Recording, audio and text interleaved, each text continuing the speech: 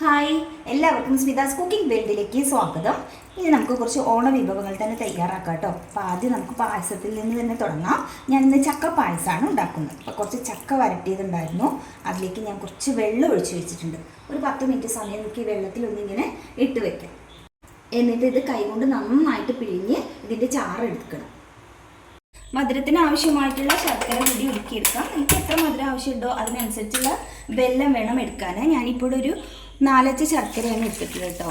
അതിലേക്ക് ഒരു അര ഗ്ലാസ് വെള്ളം കൂടി ചേർത്തിട്ടുണ്ട്. ഇതൊന്ന് ഉരുക്കിയെടുക്കാം. ഈ വെള്ളം ഞാൻ നന്നായിട്ടൊന്ന് പൊടിച്ചെടുത്താണ്. അപ്പോൾ നമുക്ക് എന്താണെന്ന് വെച്ചാൽ പെട്ടെന്ന് തന്നെ അത് ഉരുക്കിയെടുക്കാൻ സാധിക്കും. അതിന് വേണ്ടിയിട്ട് ഞാനതൊന്ന് നന്നായിട്ട് പൊടിച്ച് വെച്ചതായിരുന്നു.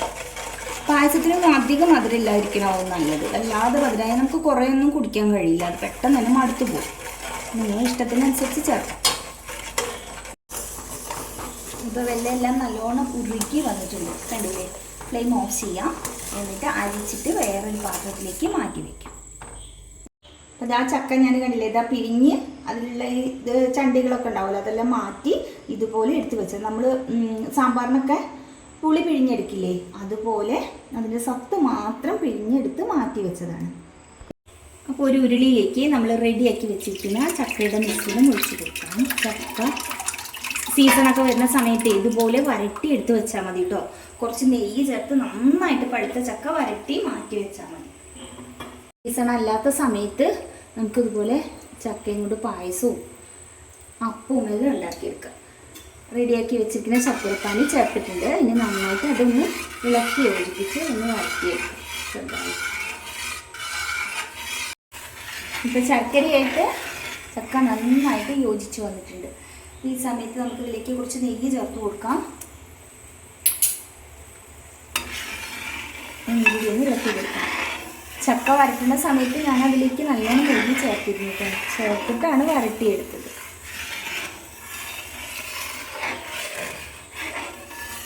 ചാനൽ ആദ്യമായിട്ടാണ് വേണമെങ്കിൽ സബ്സ്ക്രൈബ് ചെയ്യാൻ മറക്കരുത്.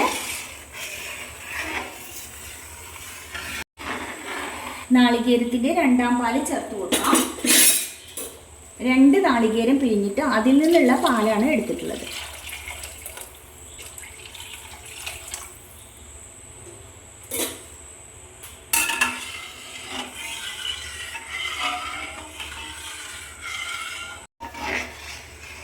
ഈ പായസം നന്നായിട്ട് കുറുകി വന്നിട്ടുണ്ട്, കണ്ടില്ലേ?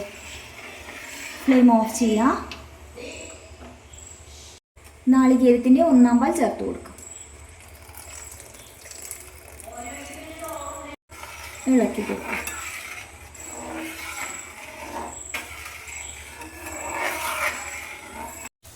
വേറൊരു പാനിലേക്ക് കുറച്ച് നെയ്യ് ചേർത്തിട്ട് കുറച്ച് നാളികേരം കൊത്തൊന്ന് വറുത്തെടുക്കാം. അണ്ടിപ്പരിപ്പ് വേണമെങ്കിൽ ചേർക്കാം കേട്ടോ. ഞാനിപ്പോൾ നാളികേരക്കൊത്ത് മാത്രമേ ചേർക്കുന്നുള്ളൂ. കുറച്ച് നല്ലോണം ചേർക്കും, നല്ല ടേസ്റ്റ് ആയിരിക്കും. പാകമായിട്ടുണ്ട്. ഫ്ലെയിം ഓഫ് ചെയ്യാം. എന്നിട്ട് പായസത്തിലേക്ക് ചേർത്ത് കൊടുക്കാം.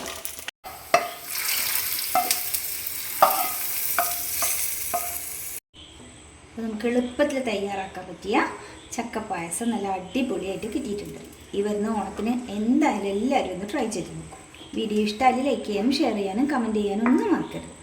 താങ്ക്